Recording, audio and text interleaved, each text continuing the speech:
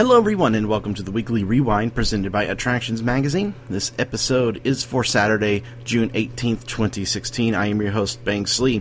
Well, busy yesterday, a lot of openings happening at Walt Disney World, so couldn't get to the episode yesterday, but here we are today. We're going to actually have some changes coming up in terms of when the show is released in the future, so stay tuned for more info on that. As always, we're going to take a look back at the past 7 days of our Twitter feed at Attractions. Now, just go ahead and talk off right off the top here. The past week in Orlando was, of course, a rough one, as I'm sure many of you have heard about the tragedy that took place at the Pulse nightclub near downtown Orlando last Sunday. Horrible thing that happened, and all of us here at the Attractions family, our hearts and thoughts and prayers go out to everyone that was affected by this. We were all affected.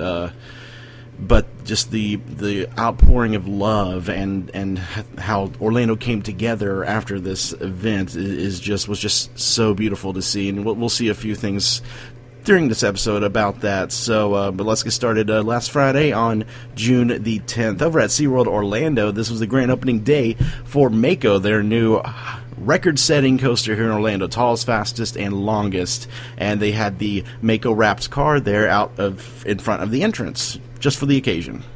Of course, as is with any opening day for a new attraction, the lines were pretty long. This was going through the Nautilus Theater right there next door to Mako, and this was at about 75 minutes. It got down to about 30 minutes opening day, but, just depending on the crowds and the time of the day, you can see the waits fluctuating anywhere from 30 minutes to maybe even 2 hours.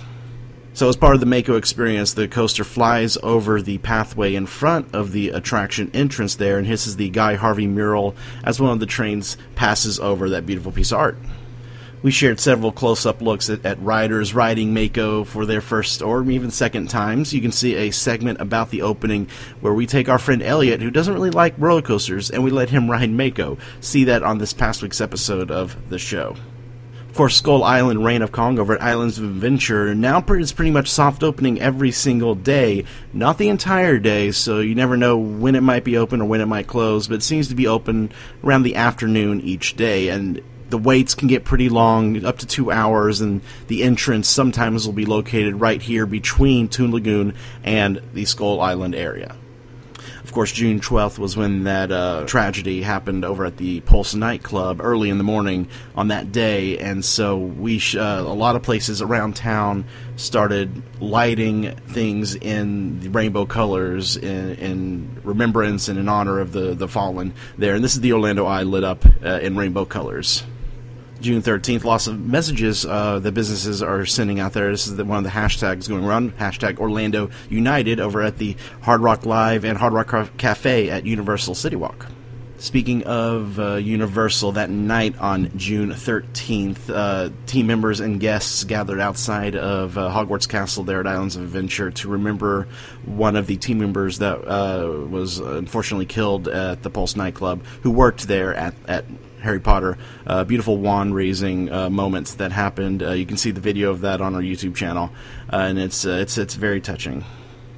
June 14th, we spotted this brand new billboard for the new Star Wars A Galactic Spectacular Nighttime Show. It debuted actually on June 17th, yesterday, but we'll show you some photos from that on next week's episode of Weekly Rewind, so be sure to tune in for that one.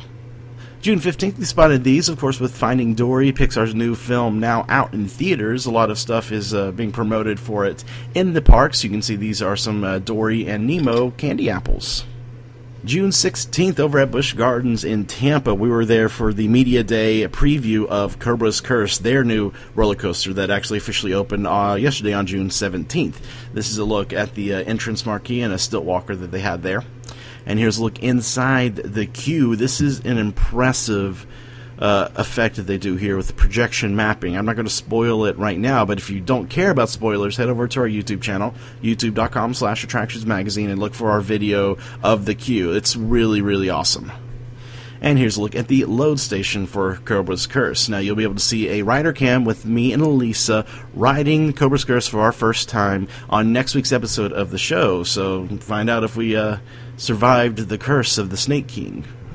June 16th also marked the grand opening of Shanghai Disneyland over in China, and in honor of that, all the Disney parks in the U.S. were handing out these special grand opening buttons. We may be giving one away on a future episode of the show, so keep watching and find out how you can win one.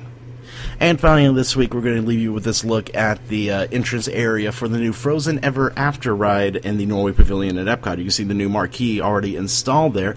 These walls will be coming down any day now because the official opening date is on Tuesday, June the 21st. So we'll be able to show you some photos from inside the ride next week on the Weekly Rewinds. And also be sure to follow us on Twitter and our YouTube channel to see whenever we post a POV of this new ride.